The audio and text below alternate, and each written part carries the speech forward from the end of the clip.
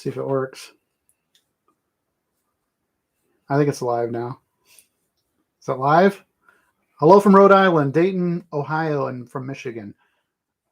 You guys are going to have to let us know if you can see us and hear us. It's go time, somebody says. Delco Dave. Can you hear us? How's the sound? Sounds good. Loud and clear. All right. Yeah, some folks have already done it, but to get things rolling here, drop in where you're from in the comments so we can kind of see it. This is the first time trying to use the iMac,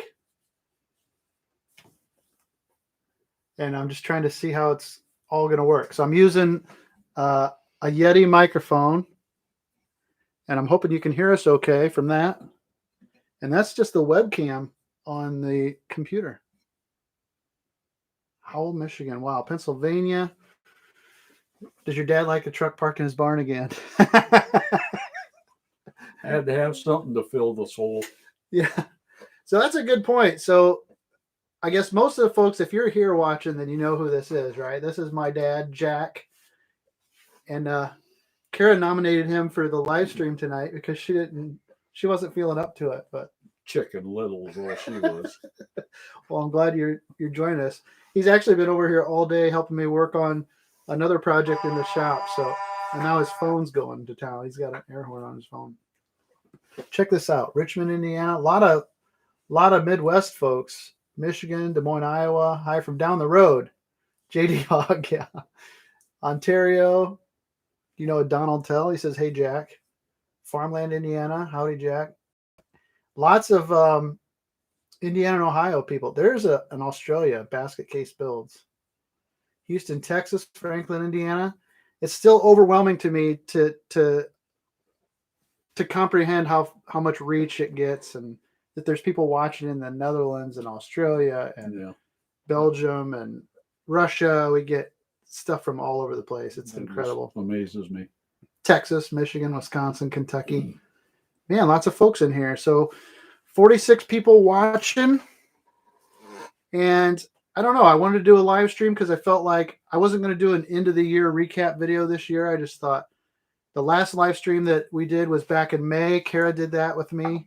And I thought I'd do live streams more frequently, but it's just not something that has taken off, I guess. But it seemed fitting. We weren't doing anything tonight. I actually just ate supper with my in-laws over at their place. So I rushed back here at 7:30, and then Dad came back over. So just thought we'd say hi and kind of give you some updates. And if you have any questions are the best way to do this and riff off of, because if I see a question, it's something I can answer, then that gives us something to talk to. So just write question ahead of your question, and then we'll see that and we'll try to respond as best we can.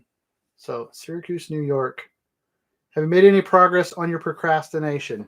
Delco Dave, that's a great question. Way to start it off. Not, maybe a little bit. I was going to say no, but I have made some progress. You know, the engine swap project where I decided to do one thing per day on that project has really worked, has helped. I can honestly say I've worked on it for 20 days straight. Some days it wasn't much, and I would purposefully build in those days where like I knew I was only going to be able to take a side panel off or remove the battery, but it has kept me engaged, and that's probably farther along than it would have been otherwise, right? By far.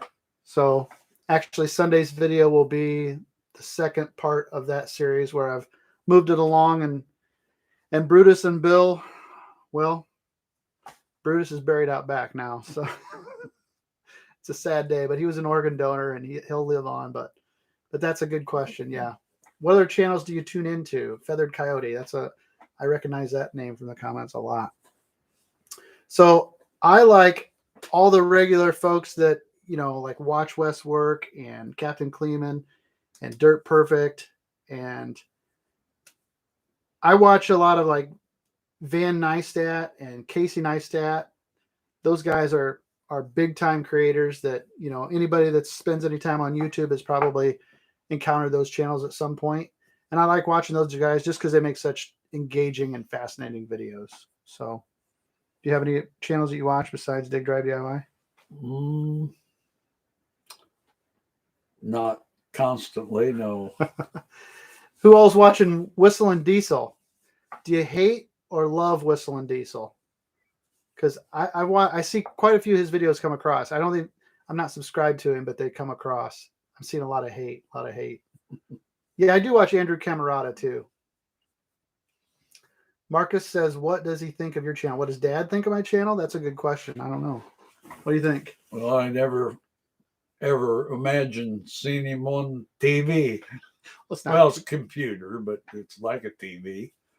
It's worse. It's in your pocket. It's on your phone and all over the place all the time. But I'm from an era where this just isn't right. But I think it's grown on you, hasn't it? Yeah, I mean, it is. I get a kick out of watching them. I get a kick out of watching other ones, and some of them I don't like, but there's a lot of them I do like. It's good for a laugh, and that's what I appreciate about a lot of them. It's just you get involved in watching them, and you next thing you know, or later, and you're supposed to be doing something else. It's easy to get down a wormhole, as they say on YouTube. I mean, YouTube knows how to feed you exactly what you want to lap up, and if you got the time to commit to it, it'll suck it from you. But it does. But I'm glad that you've kind of embraced it. I mean, it's been long enough now that everybody in the family kind of knows what's going on, and they're very supportive of it, and my in-laws are very supportive of it, and they let me film and do stuff, and we just try to keep it tasteful and family oriented, and people seem to respond to that. So yeah, I'm glad that they're supportive of it. Diesel Creek is another good one. That's true. Diesel Creek. I watch Matt. The more I get involved in doing videos, the less I have time to watch other creators. There's so many good ones now.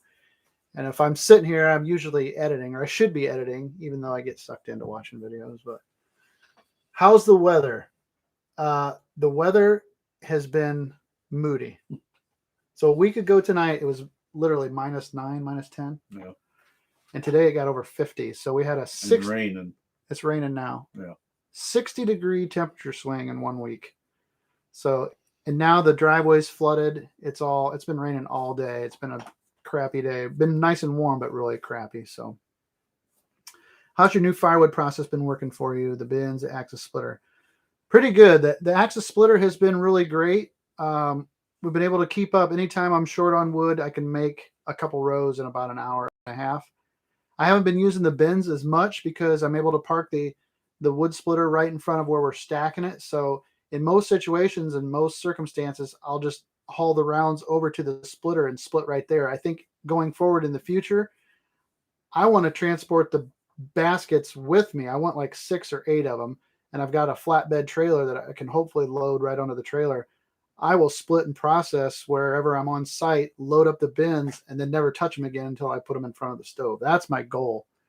The bins aren't as much for here when I'm able to just process right in front of the stove or the stack. So that really is handy. Yeah. Splitting right in front of the pile. Right in front of the pile. Take them right off the splitter and stack them one time. That's worked great. So there was a question, how long is the stream going to be? I was going to shoot for an hour, I guess. That's usually what everybody does. It might go over a little bit, but it just depends. Somebody asked about the dump truck.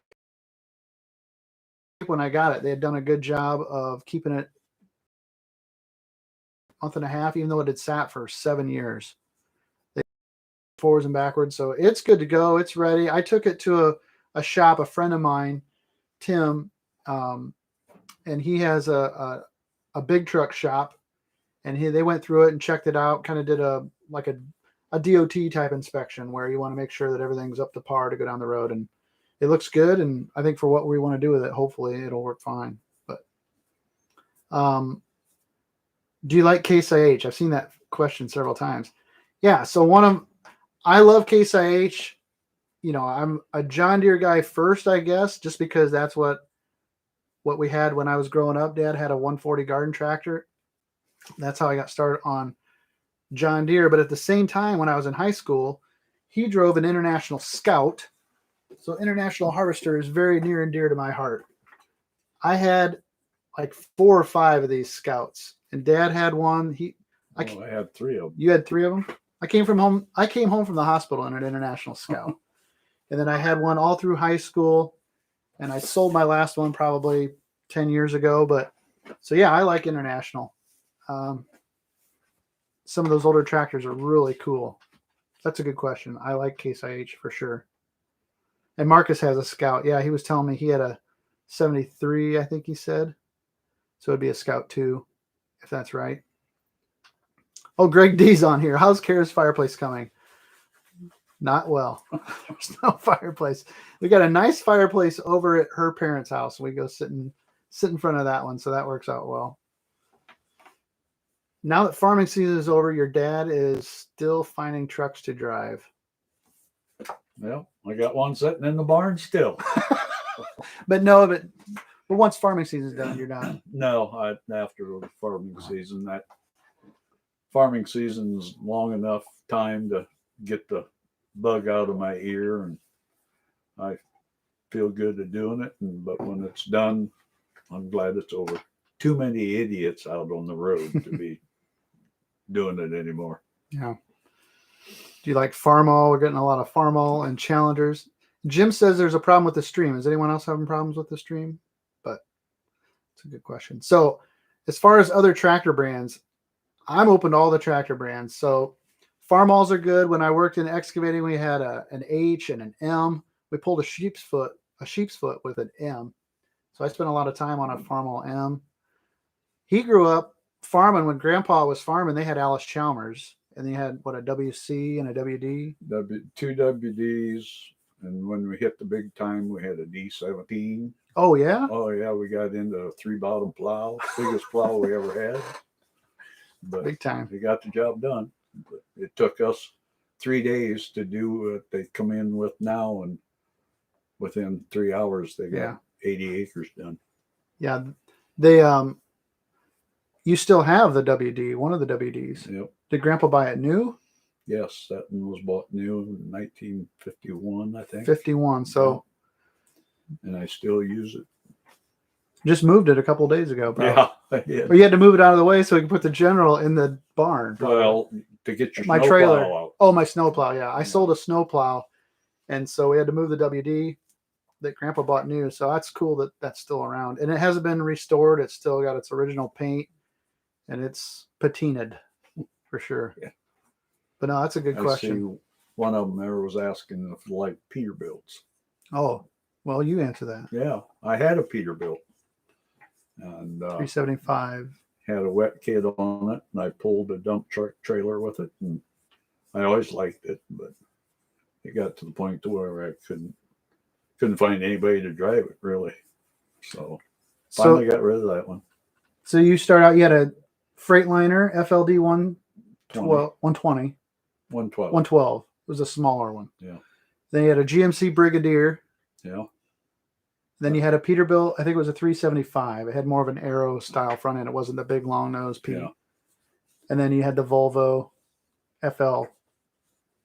What are those? No, they're not FLs. No. ELB or something. I don't know. But so we're not too brand specific. VNL, yeah, VNL. Somebody asked in there, what is my favorite John Deere? Like a big tractor? If I had to say my favorite big John Deere tractor would be a 4440, because that is the first tractor that Mark let me drive when I was like 11 or 12 years old. Yeah. I would always go and ride with my cousin Mark. He's a farmer, and that's where I wound up a lot of times when I was a kid, and that's what got me hooked on John Deere's too. But we were sowing wheat with a 30-inch Great Plains drill, and when the drill gets about empty, you have to spread out the seed so that it keeps the drill even and consistent. You know, you want to try to get it in as possible. Well, he thought that was too dangerous for me to do riding on the drill as a 10 or 12-year-old kid. So logically, he put me in the driver's seat to drive while he stood back there on the drill and did that. And I remember that in my head, I can remember exactly the feeling and where I was in the field. And so, yeah, it was a 4440, and that was probably in 1986 or 88, somewhere in there. So it was a pretty modern tractor at the time, but that's a good one. So I have a Precision Series John Deere 4440 that my mom got me on my 40th birthday. What does an agronomist do in the winter months? Oh man, that's a good question. We are busy. We are just as busy in the winter as we are all season long. So that's one of the things too, is the off season is almost worse for us because that's when we got to try to prepare for the in season when we don't have time for it. So all the preparations for what we're going to soil sample and what work we got to do for the clients takes place in the off season. Also, the winter is prime meeting season. So your farm show in Fort Wayne, I'll be at the Fort Wayne Farm Show the second week in January, I think it is. It's like the 15th, 16th, January 15th, 16th, something like that. Fort Wayne Farm Show, and then you've got the National Machinery Show in Louisville, Kentucky is always the weekend of Valentine's Day. And then we've got our client meeting where we have clients come in. So we do all kinds of preparations for that. And then before you know it, the calendar flips to March and guys are getting planners ready to go. So we got to do seeding prescriptions and have those ready. We have to have our plan all ready for sampling in the spring. So we stay very busy in the off season.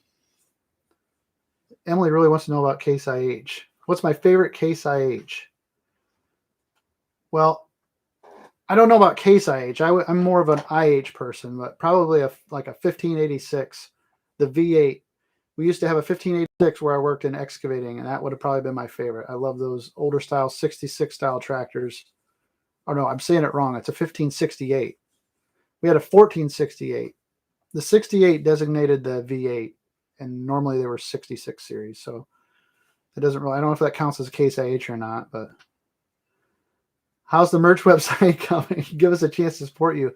I do appreciate that, Greg, a lot. And that's a great question. That had something I had written down was, so I wanted to address like merch and hats and shirts. I've missed a few emails apparently. Adam said something to me about an email he had sent me about a shirt. I actually went to two different people this fall trying to get hats made, and they both told me they wouldn't be able to get them made. So that was locally. I tried to stay local, and it has been a pain in the butt getting stuff made. I want to get more made, and I'd like to set up an actual merch store. So that is something I hope to get done for 2023. Kara's going to hopefully help me with that a little bit more because it's just overwhelming trying to. The girls did a great job of handling the orders when we got them. So that wasn't the issue. It was more like an inventory thing. I have a hard time going and getting the stuff made and getting what I want and picking out what I want. So that's something I have a lot of great ideas for. Well, I won't say they're great ideas. I have a lot of ideas on like different shirt designs I want to do, like that I have in mind.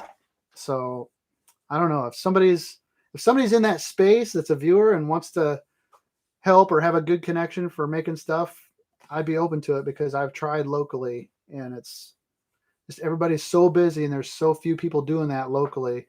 I think the online people have taken over that too, where you can just submit your logo and then they'll crank out hats and shirts for you. So maybe that's what I should be doing. I don't know. Tony Kleeman, I want some DIY gear to wear to family gatherings. That's Mike Kleeman's brother. He says he wants some Dig Drive DIY. Captain Kleeman's brother. Tony, that sounds like I ought to get some shirts made up. I would appreciate a picture of that too. You're going to have stickers. I do have some stickers. I still have quite a few stickers. I got like this style and this style. And then I've got a handful. Look at that bag over there. These are the ones I got from the Equip Expo. They made these for me.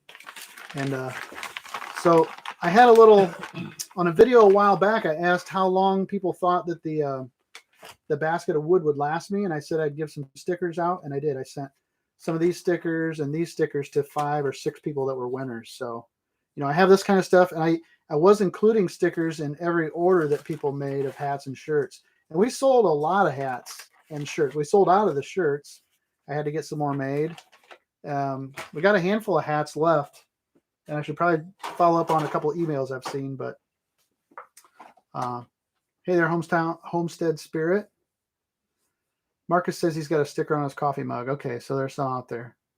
Is Kleeman in here? Merch is very time consuming to do it right. I would agree.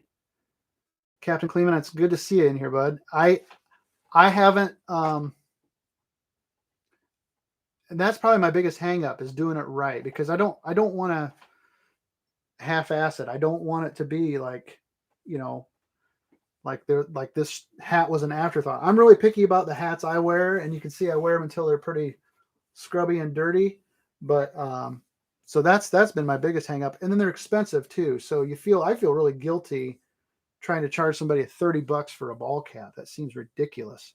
But by the time I get it bought and stitched and shipped, I have $25 in it. So all those hats I was selling for $30 is making $5 on. And that's just, but that's trying to do it locally too. I might be able to do it better if I did it in volume. So, but Captain, I should talk to you and see how yours has come out, how you're doing with yours. Cause I know that you set up a proper website and everything, and that's what I need to do as well. Greetings from Maine. Hey, Matt, working man. Adam Pittman. I got my sticker on my lift. Oh, yeah, I remember. I think you sent me a picture of that. I'm glad you like the shirts too, Adam. That was another thing I was trying to be picky about too. I like the soft style shirts. I don't like the real stiff cardboard feeling shirts. So, will I be at the National Farm Machinery Show? Probably not. I don't know. Maybe. There's always a chance, but I don't. We tend to be pretty busy right around that time. We have one of the people that we work with has a grower meeting on February 2nd. I know. I'll have to look and see when that is. So that's from Bob. I think Tractor Time with Tim posted a video regarding custom t-shirts. I should probably look at that too. Did I get rid of the IBC containers or hang on to them? So I gave my cousin one of them. She wanted a tank for her livestock in the barn, and I still have 3 or 4 of them left. I haven't gotten rid of any of them. I said I was going to, but I haven't. I think I'd get gilded if I got rid of them now. Like the soft shirts, but can I show my setup, please? What do you mean by my setup, William? So, is there any other questions? It's got a John Deere 317. Hello from Ohio. So a couple of things I wanted to talk about that I've seen some comments on. Well, I was going to do some stats first of all. So this year we grew by 25,500 subscribers. So that's pretty good. I think I had a target goal of being to 50,000 before the end of this year, and we hit and exceeded that. So I'm very thankful and excited about that. Had over 8 million views this year in 2022. I published, and this is one thing I wanted to bring up. We published 43 long form videos. So if there's 52 weeks in a year, that means I missed 9 weeks, 9 Sundays. And it never fails. I'll publish like 6 in a row, and I'll miss one, and I'll publish like 2 or 3 more, and someone will say, "Glad to see you back." I missed one video. But that brings me to my talking point, and Nate brought this up, that some of the like the notifications and stuff aren't going out, and people aren't seeing the video show up in their feeds. So I would encourage everyone to double check to make sure that you're still subscribed, and if you want to be notified, then to make sure you click the notifications. I had because 90% of my watch time is from non-subscribers, so only 10% of the people that watch the videos are actually subscribed. So, and I try not to bang too much on hit the subscribe button and all that stuff. So I just appreciate that people want to watch. It doesn't matter to me really too much if they're subscribed or not, but I get disappointed if folks say that if they haven't seen an upload from me for a while and, they've missed 3 or 4 videos in the process. So, so I don't know if that's happened to anyone or if anyone else has seen that happen, but will you ever do a shop tour? I've done a shop tour actually a year ago. I just walked around in my shop and did exactly that January of last year. So on another stat, why do so many people that forget to hit the like button? Yeah. Hey, there's Ed. How you doing? Happy New Year, Ed, from My Cluttered Garage. That's another great channel that I watch. My Cluttered Garage is in here. Captain Kleeman. There's Casey. I never get a note, he says. So Casey, that's one of my top commenters, and I'm surprised to hear you never get a notification. I guess you gotta hit the bell button or whatever. I've seen that some of the channels that I'm subscribed to, that I don't always get their notifications, and I'll follow up on them and find out that the button is unchecked again. I don't know for sure. Oh, so my brother's in here. My brother Nate is in here, and he says YouTube unsubscribed me for no reason. So technically, new subscriber. All right. Well, I'm glad you subscribed back. Did I drive my 316 all the way to Pennsylvania? Well, yes. Wouldn't be real if I hadn't. No. That was some good editing tricks. So you stop at a few, if you stop and unload at a few state welcome to Ohio, welcome to Pennsylvania signs, then you can make that look pretty clever.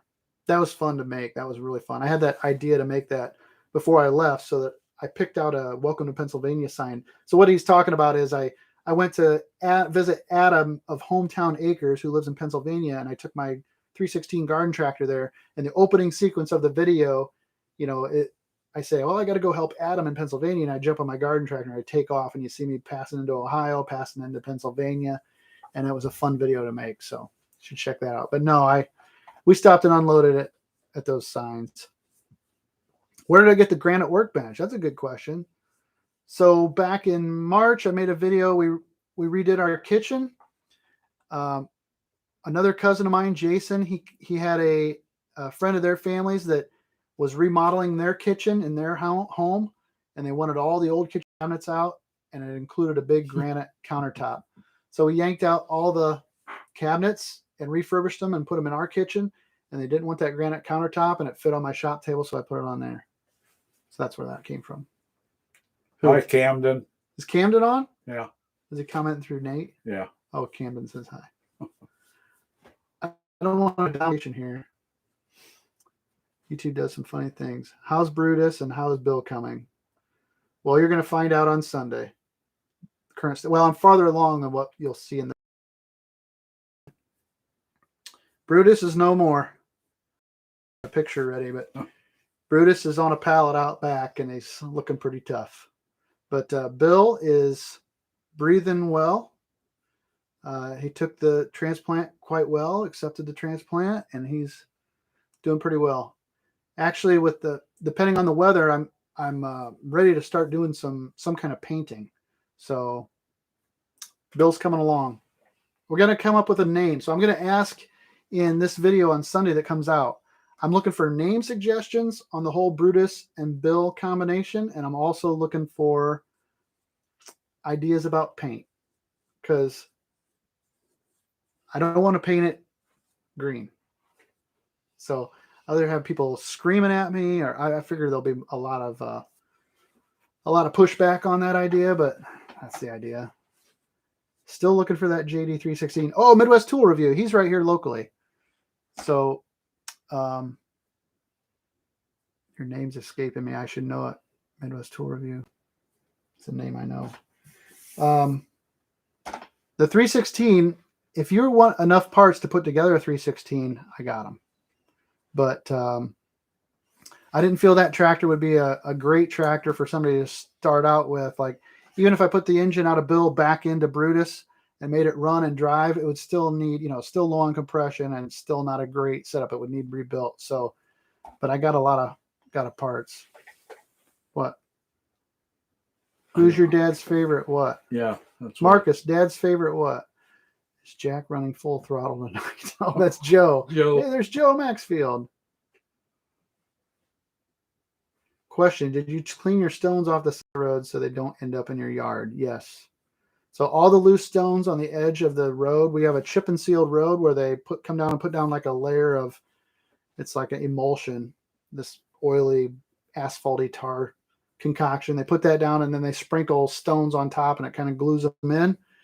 And then all the loose stones that don't get affixed to the emulsion wind up at the edge. And we had a big, thick layer of stones, and every time they plowed the road, they would just blow all those stones into the yard, and I'd sweep them back onto the driveway or onto the road, and they can't go back down into the hard surface. So I scooped them all up. I picked them up. I made a video about it, and I actually had some guys from the county say that's fine, because they're not, they just wind up in the ditch or in your yard. So I only did it in front of my yard, and took care of the problem. Now they're not blowing stones in my yard anymore. Somebody else is getting some glitchy too. I wonder if the glitchy is from us. Marcus says, don't quit. How many tractors do you have? I have,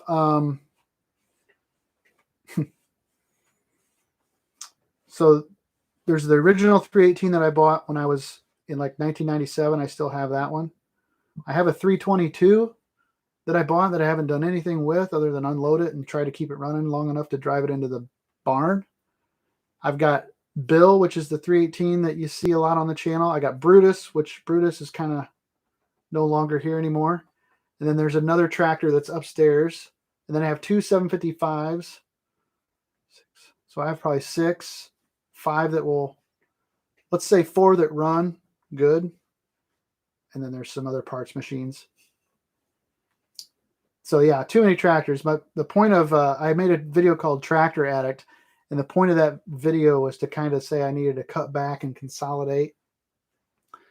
And my wife always teases me that I should just get rid of, 6 and get one good one that does everything. But that doesn't seem like it would be that much fun. But that's what I keep trying to get him to do. Midwest Tool. Yeah, he's got one looking to expand. Hey, there's one for you. Hi, Uncle Jack. From Tony. Oh, hi, Tony. I still need to talk to you. What am I going to do? Definitely need a skid steer. I'd like to have a skid steer for sure. Here's a good video. Here's a question. How do you organize your thoughts to do a video? You do a great telling your stories and editing your videos. That is a long-winded question. So my thoughts are I'm constantly thinking of like video ideas. Like I have 5 or 6 videos that I think would be great that I don't have the time to invest in like making them, like producing them. But basically I get an idea and rather than just recording what I'm doing, I try to make it some kind of engaging story. So I mostly write all of it down, like script it out. It's kind of scripted in my head and I'll come up with ideas and then I'll jot it down I keep Google Drive so I can write on my phone or on the computer, wherever I'm at, script out ideas. Sometimes those ideas become like voiceover that you hear when I'm doing a lot of voiceover and telling a story. Then I've probably scripted and written that out so that it flows well. And then just try to piece it all together to where it makes sense and put in a lot of B-roll. And if I mention something from the past and I have a picture or a piece of video, then you go try to find that. And it's quite a production. Well, I try to make it be, but like some folks like Michael Kleeman, he does a better job of off the cuff. Like he can talk off the cuff and it sounds better than I do. And some folks are able to do that. And like, Michael Simon from Dirt Perfect, he can do that too. He rolls off the cuff and I've tried to do that, but what I find is I keep like wanting to redo it. So I'll make another take and another take and another take and trying to get it right in my head. And I find it's better if I just type it out and then read it as a voiceover. I like a lot of the stuff I do on camera is okay, but it'll probably be the 3rd or 4th take. You nail all your stuff first try though. Do you sleep? A little bit. So I usually go to bed about 1 or 2. Skid steer am I thinking of getting? Well, what kind of skid steer am I thinking of getting? I'd like to have a Bobcat or a John Deere probably. Bobcat only because we have a local Bobcat dealer that's pretty good and there's tons of folks around here with Bobcats. The T190 I kind of fell in love with because I was so impressed with what it could do back when it first came out. That was kind of like the first really well-equipped tracked skid steer. And I'd like to have a tracked skid steer because they're easier to take care of the grass if you're careful moving them. Either that or like a John Deere, like a 323 or a 325, I guess it is. So like if you've ever seen Rock Hill Farms, Brock from Rock Hill Farm, like his skid loader is awesome. So I'd like to have something like that. Dirt Boss. Hey there's another mic in here, Dirt Boss. He's got a Kubota. One of my best friends has a Kubota, an SL75, and that thing is awesome. We use that over my in-laws to put in the septic system. Love Kubota. I love their roll-up door. That is the best thing about a Kubota is you can get in and out if the tractor breaks. You were pointing at something. Does your dad ever wish he would have started driving full-time before he retired? If I remember, he had a full career before the truck showed up. I always thought about it, but I never wanted to be on the road full time. I would have missed my family too much, and I'm glad that I waited. And then all the kids were gone, so I needed something to do, and that was a good semi-retirement project. So I had enough. I enjoyed all of it, but I'm glad I'm done now. So that's a good. He likes that semi-retirement joke. So he was an electrician. His full-time career was as an electrician, and you retired in when you were 2010. 2010 when you were 60. Yep. So retired on 10/10/2010. 10. That's right. We had a party over here for his retirement. And then, but you had trucks before you retired. Yes, I did. You bought the trucks probably 5 to 8 years before you retired and kind of started dipping your toes in it. Yeah. And then once you retired, there's a bunch of truck drivers in our family. So he's always loved driving truck. His older brothers, both Kenny and Jerry, both enjoy driving truck. Is Kenny still driving this year? Or did he give it up? He gave her up. He hung it up. Is Uncle Jerry still driving? Nope. He's So give it up too. But somehow he's going to be 82, so he decided it was he's time going to to be quit 82. driving. But there's my Uncle Jerry's son-in-law drove semi, and then my Uncle Kenny, his son Jeff, my cousin, we're real close. He drove semi, and then I drive semi. So it's been something we've all done. It's been fun. Hey, good night there, Detail Pro. Thanks for joining us. 300 Bobcat, like it because the wheels turn. Oh, that's freaking Jeep. That's John. How you doing tonight? Kubota and John Deere tractors. Tough business these days, truck driving, not like it used to be. What's your favorite big truck you've driven over the years? Do you have a favorite?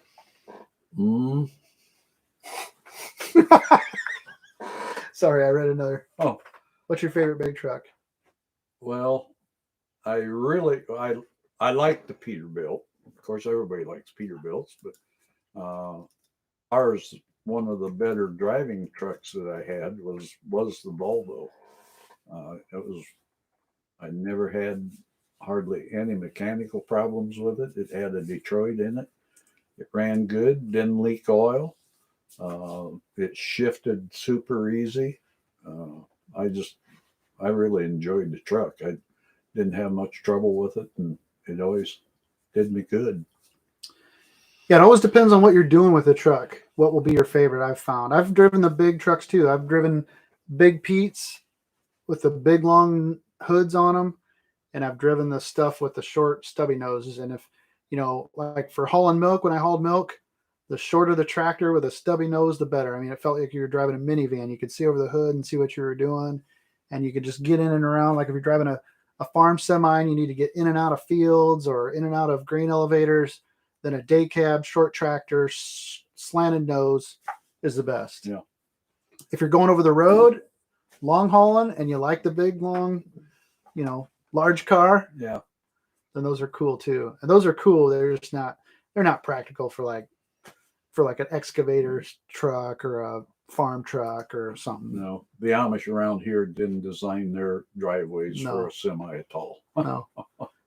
So I see two questions in the chat that look like they're appropriate. There's one from Phoenix Records that says favorite son.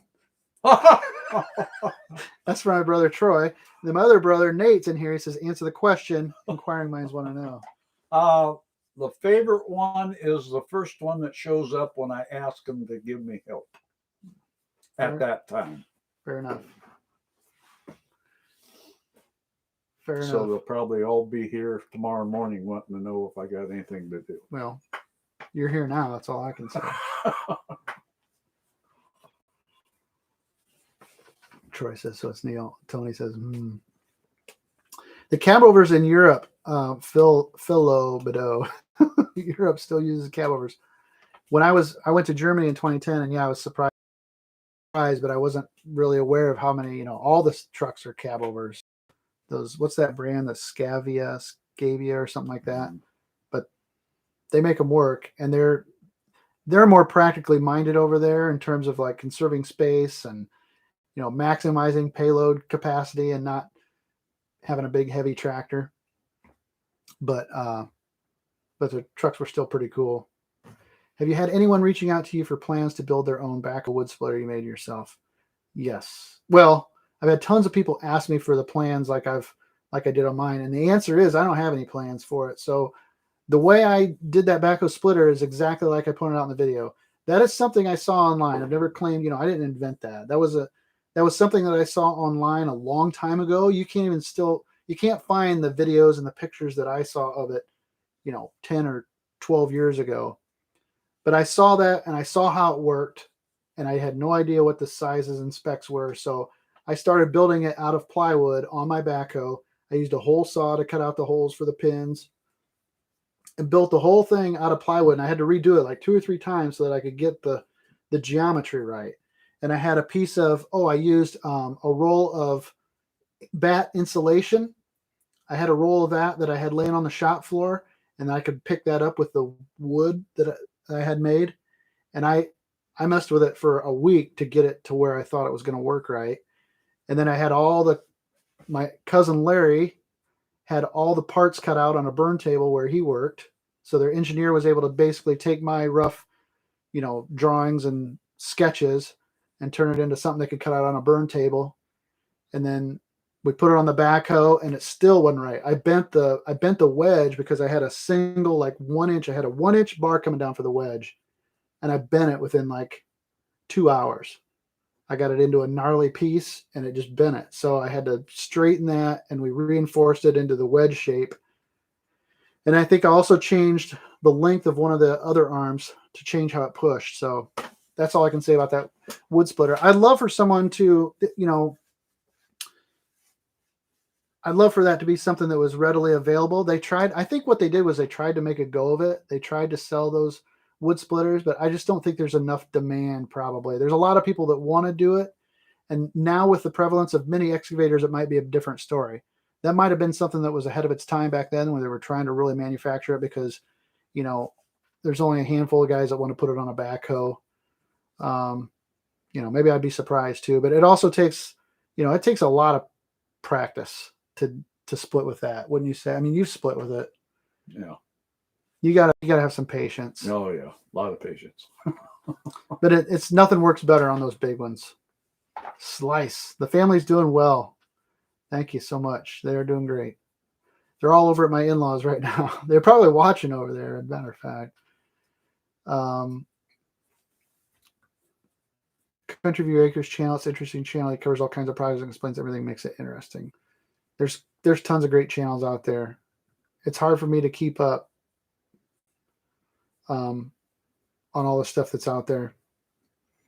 House backup generator. Doing a complete house. Oh, is Greg doing a complete house backup generator now after watching video? Yeah. I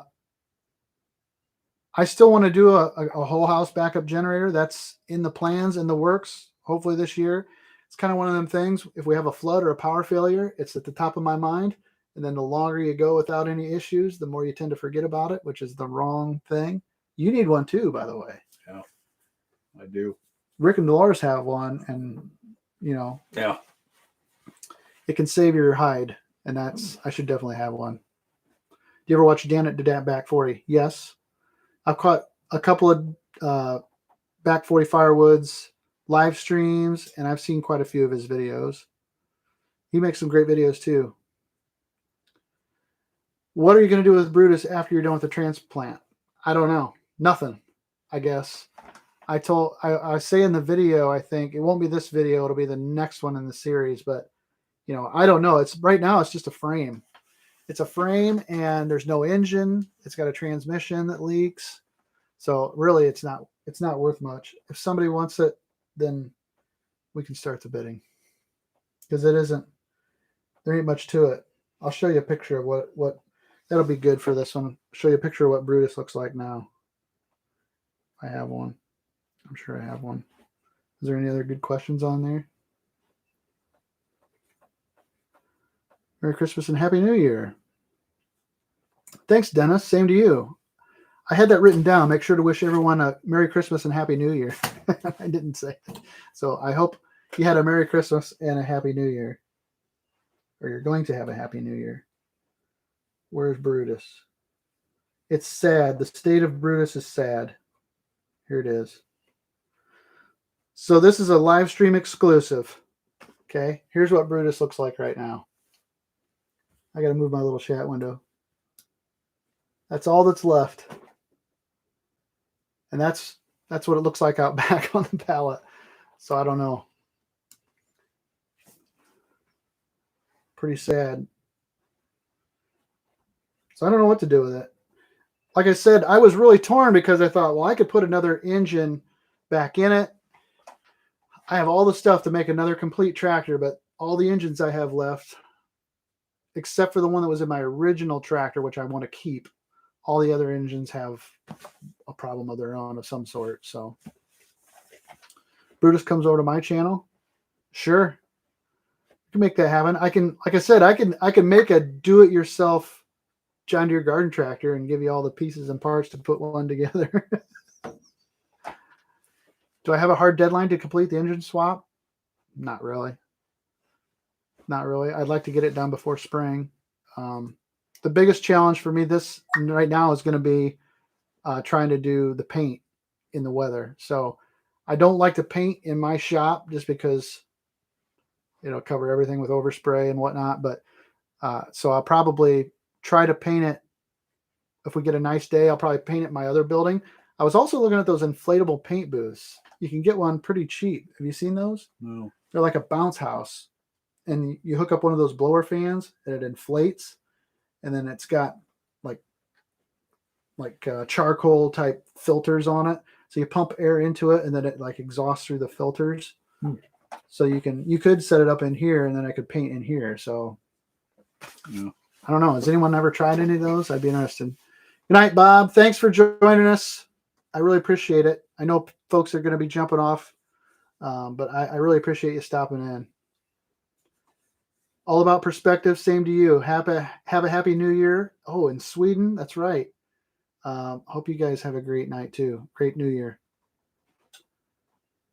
Oh, Dale Wallace. Okay, Dale. He got the starter improvement kit for the 318, but he hasn't put it on yet. Haven't at the time of weather.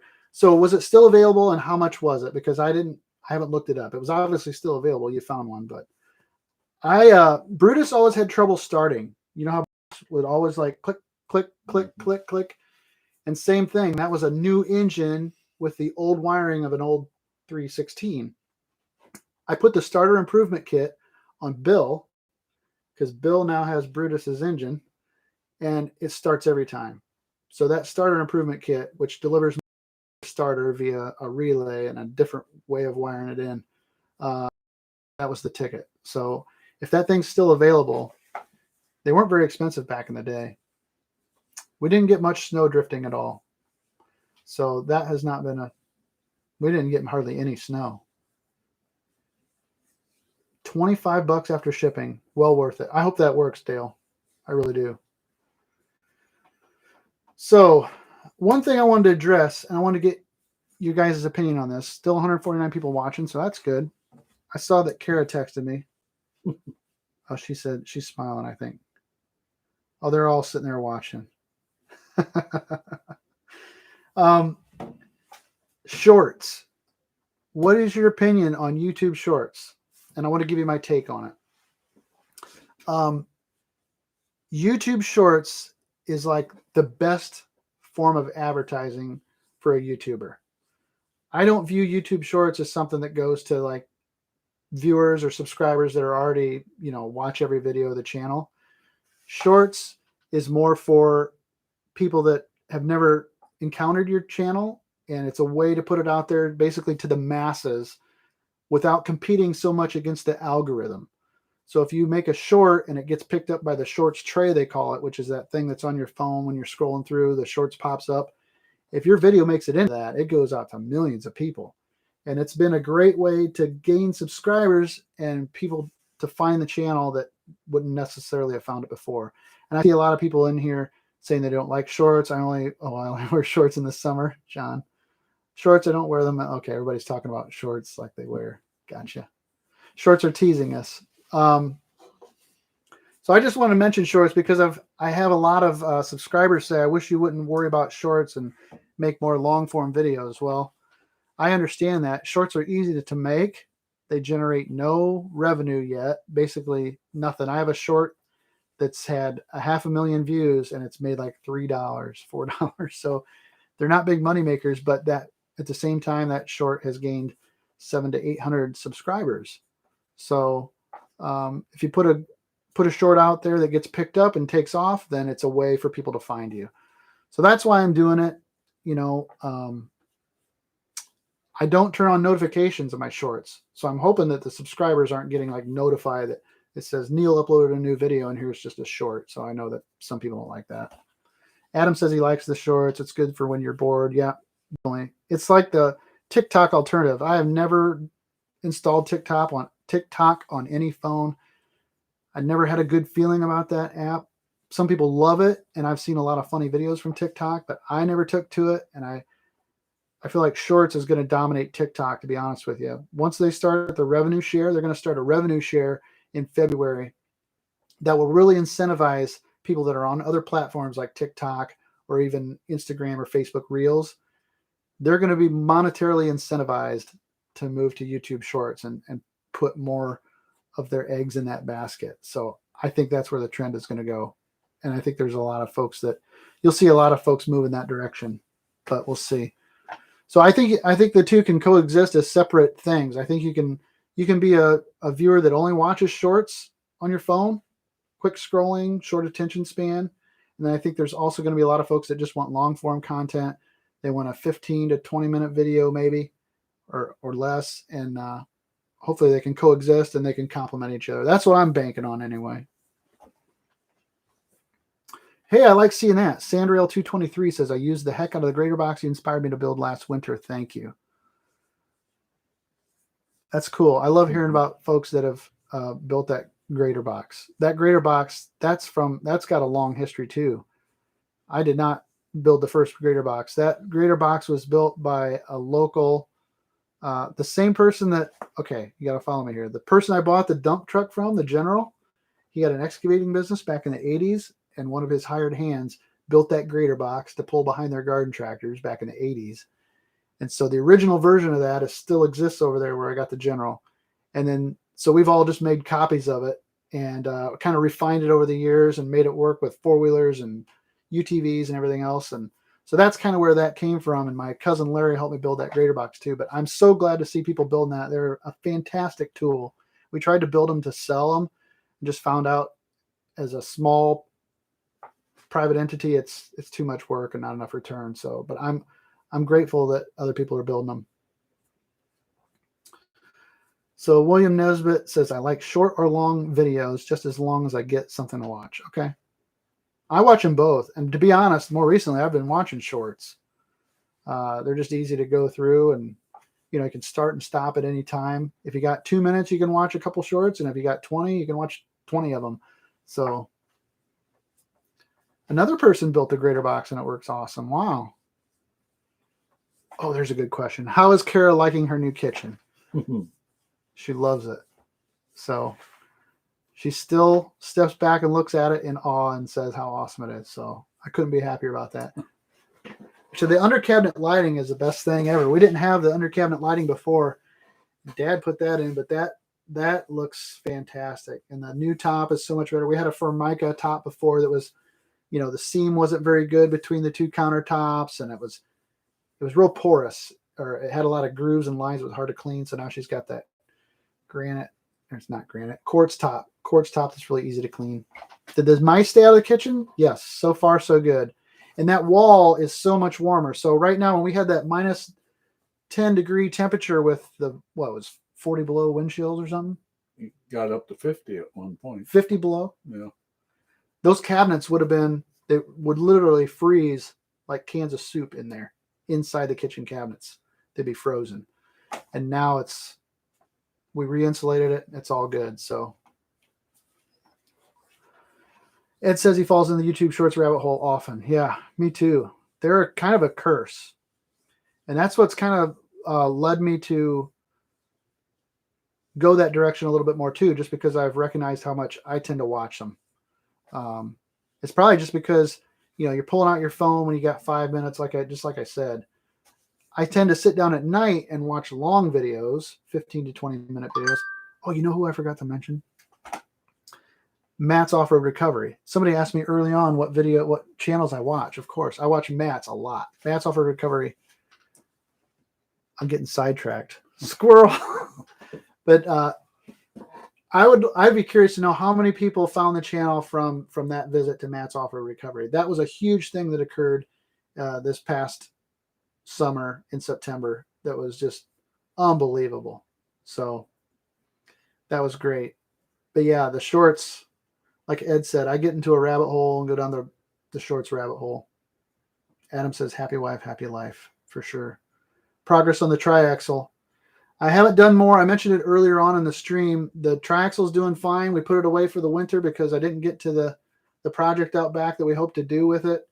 I'm hoping it'll be sitting there ready to go when the weather's fit and the timing's right to start in the backyard.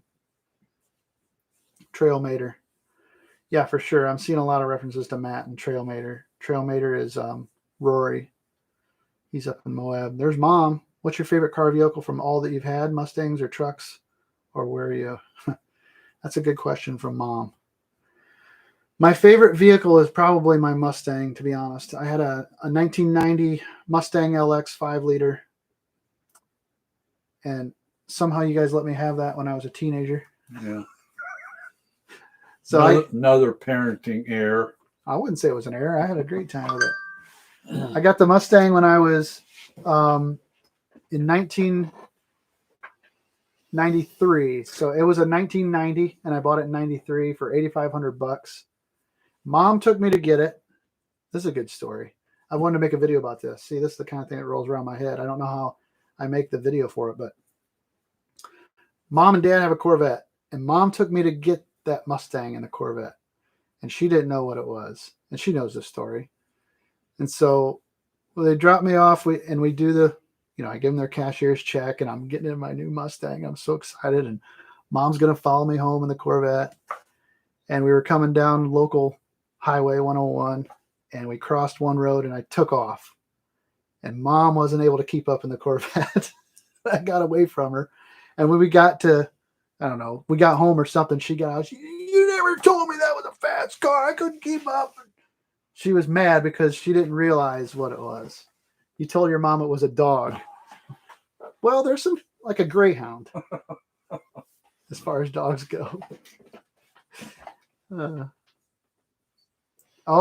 that was a fun trip too. So my cousin Tony, who's on here, mentions that the pumpkin truck. So Tony bought 2 trucks. He had like a 73 or 74. No, it was like a 75 Highboy. And then he bought an F100 that was orange that had a great body. And we spent, I don't know, the whole winter in Dad's shop taking the good body off of the F100 and putting it onto the chassis of the Highboy, and made a heck of a neat looking truck. And then Tony drove it for a while, and then he was ready to sell it, and I hated to see it get sold to somebody. So I bought it, and then I drove it for a while. And I think we both realized it was a old Highboy truck, and it was a manual transmission, but that was a cool truck. But yeah, so I had the Mustang, and I had International Scouts, and those are my 2 favorites. I drove the Scout in the winter and the Mustang obviously in the summer, but the Mustang, I know the Mustang is my favorite because I'll wake up, I'll have a dream where it's like been parked in a barn somewhere, and it's got flat tires and the battery's dead, and like I got to go get it out. Like it's been stored away for a while, and I should go get it out and drive it. So that's how I know the Mustang must be my favorite, because it comes back in my dreams. Yeah, the Corvette is a 1963. Yeah, the 5.0s were all over the place. So I'd love to go see Dan over Back 40. I think I forget where he's at for sure. Is he in Ohio? What brand of outdoor boiler? My boiler is a Crown Royal stove RS Royal stove. It's a 7400, which is supposed to do 10,000 square feet. Supposed to be capable of 10,000 square feet, and we're heating up over 7,000 square feet with it. So I heat my house, which is basement, ground floor, upstairs. We heat our 3-car garage with it, which has the hydroponic in-floor heat, and then we heat the shop where I'm at right now. all with one wood boiler. So I get a lot of comments about I use way too much wood and I need to better insulate my house, and that's all true, but we're heating a big space with it too. What brand outdoor? I had a 63 Vito, also Wisconsin. Do you think the EPA is going to come down on the fire burners next? That's a good question, Dave. I don't think so. Not anytime soon. There's just too much of it. If you think about the saturation of wood boilers that are out there, especially in the country and in the rural areas, I mean, there's a lot of people that basically they'd be taking away their heat if they really wanted to crack down on them. I think there's a lot of other spaces and areas where we can, do environmental tweaks and stuff. So I think we're good to go for a long time on that, to be honest with you. Ryan Unger. Hi, Ryan. Another local guy. Good to Happy see you. New Year to you. Yes, too. Happy New Year, Ryan. Yeah, they're giving tax credits for biofuel. Matt mentions, there's better stoves than mine. Actually, ones that are, the catalytic stoves are better as far as for the environment. And I get that. I'm totally, all for that as far as trying to be as clean as you can be. There's no sense in being, irresponsible, I guess is the right word. But yeah, you get tax credits for solar and stuff like that. There's a lot of people that ask me, why don't I just heat with solar? And I can't imagine how that was even possible. You can only assume that a lot of folks that say that kind of stuff have no, frame of reference for the way things are, especially in the country with the amount of wind that we have and the temperatures that we have. There's not enough sunlight in the winter. You wouldn't be able to bank enough energy with the short amount of sunlight that you have in order to heat your home. And so, solar as a heating source, while it may be possible, it isn't an affordable option at this point. I mean, I'd have 75 to 100 grand just in solar panels, not to mention like the battery banks and stuff that it would take to store all that energy. So, hey, there's Dave, Sassafras Valley. How's it going, Dave? I saw a great comment from you that I haven't responded to yet. So I saw it and I haven't been able to respond, but I appreciate you being here.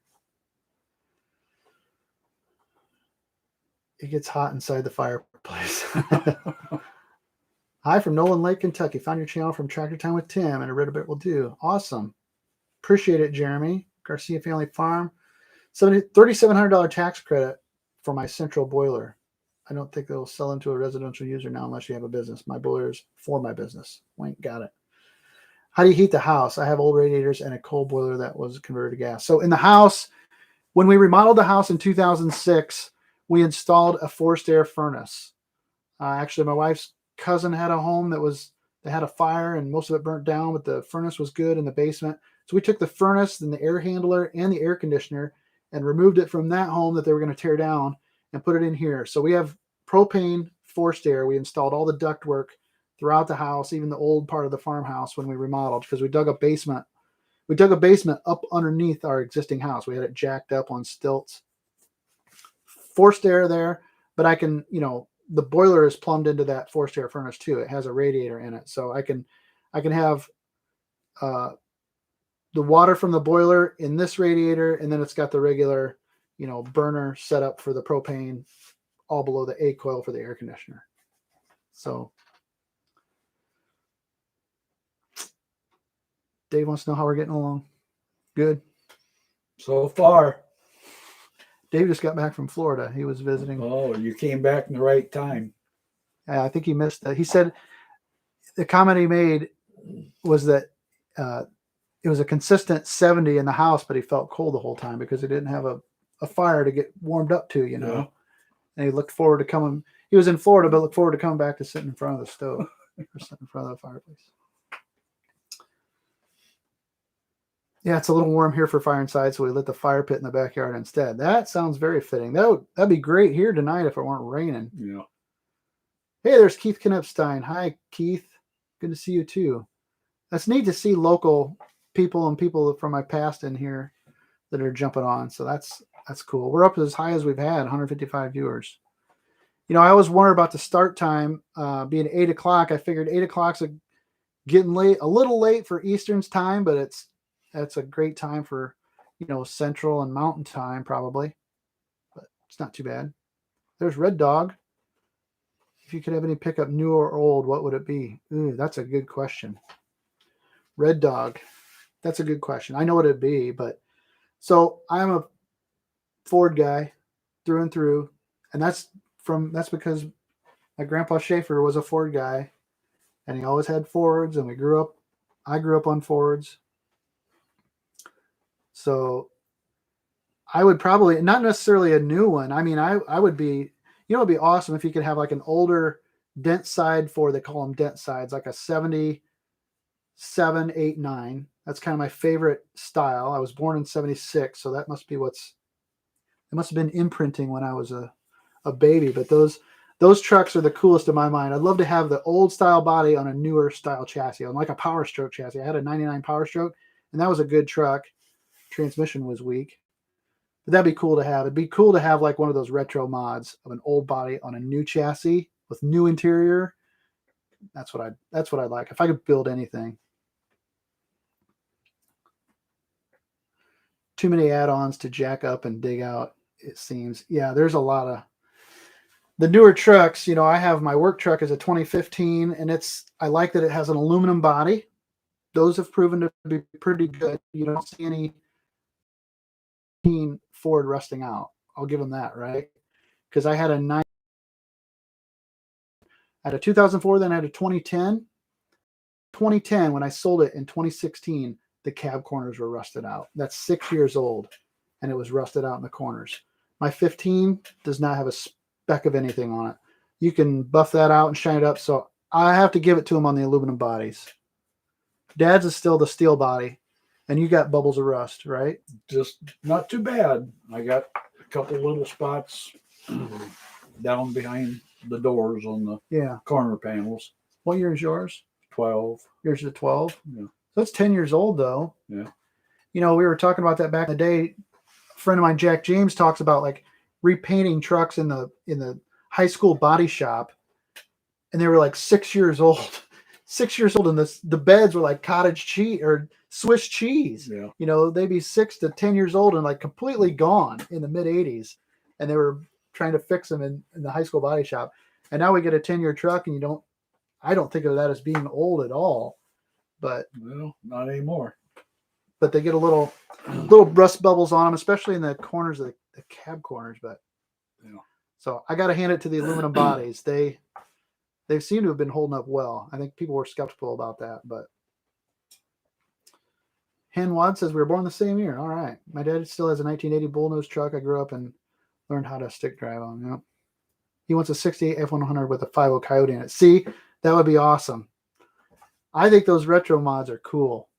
There's some guys that have done Broncos like that. They'll take like a 78 or 9 Bronco like mine and put a modern like Coyote engine in it, a 5.0 Coyote engine in it, and then do the upgraded brakes so it drives and handles, and you got the fuel injection, everything of modern, that you appreciate and like, but it looks like an old one.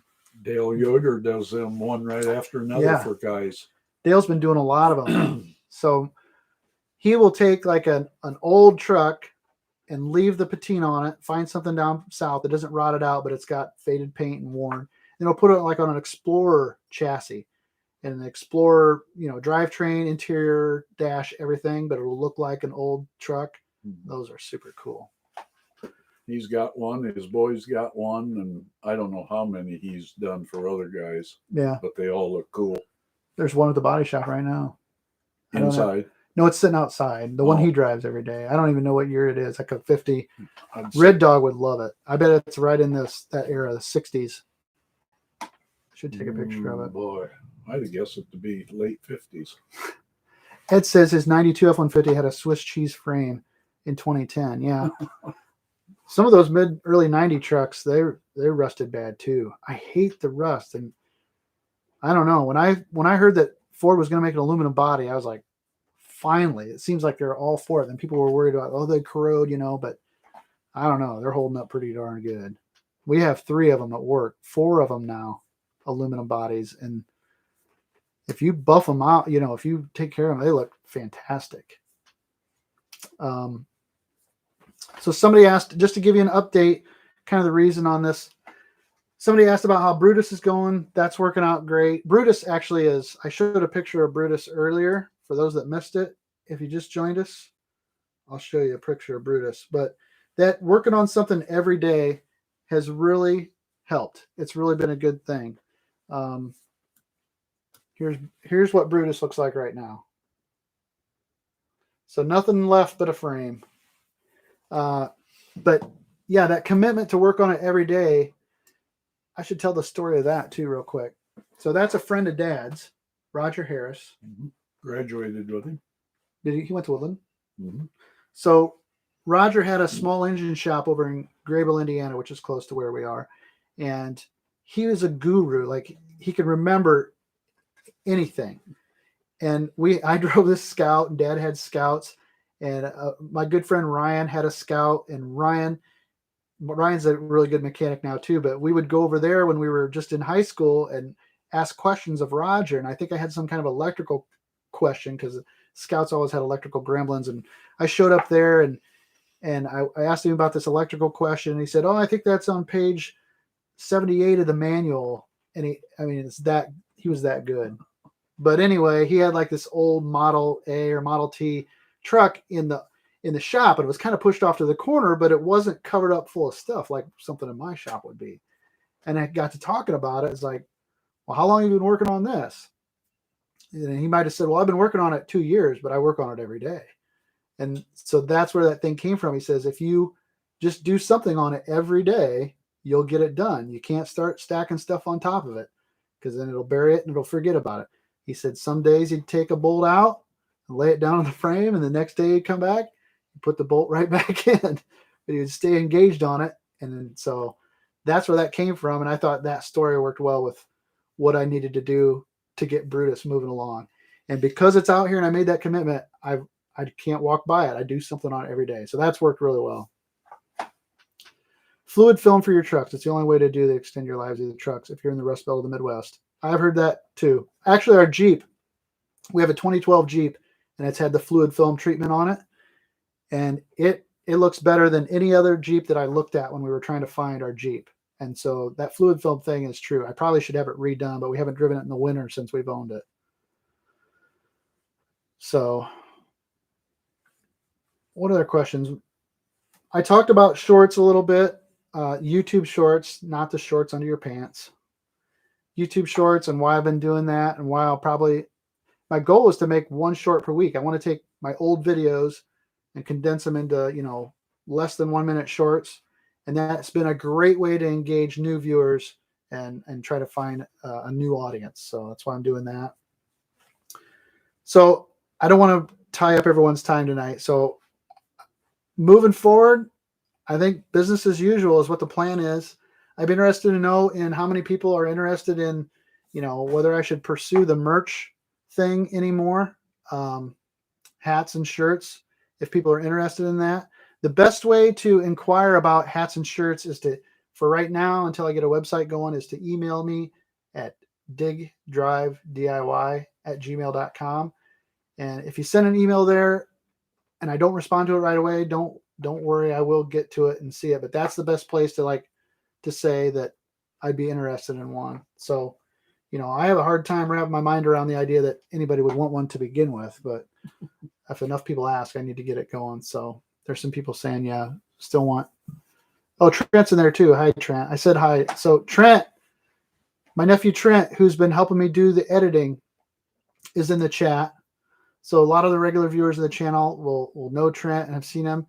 He's been really helping me get stuff. He takes all the raw footage and helps get it cut down and condensed into something that's, maybe a half hour long. And then when he's done with it, I'll take it from there and do the final edit and get it down to that and do all the voiceover work and stuff. So yeah, tell Trent, good job. He's been doing a heck of a good job. But so I think that's probably pretty good. We want to honor everyone's time. And I just want to say how much I appreciate having you guys jump on here and how much I appreciate you guys watching throughout the year. It's incredible. Like I said, we're up 25,000 subscribers in 2022. We did 43 long form videos, and it's always just amazing to me that people still want to watch. Yeah.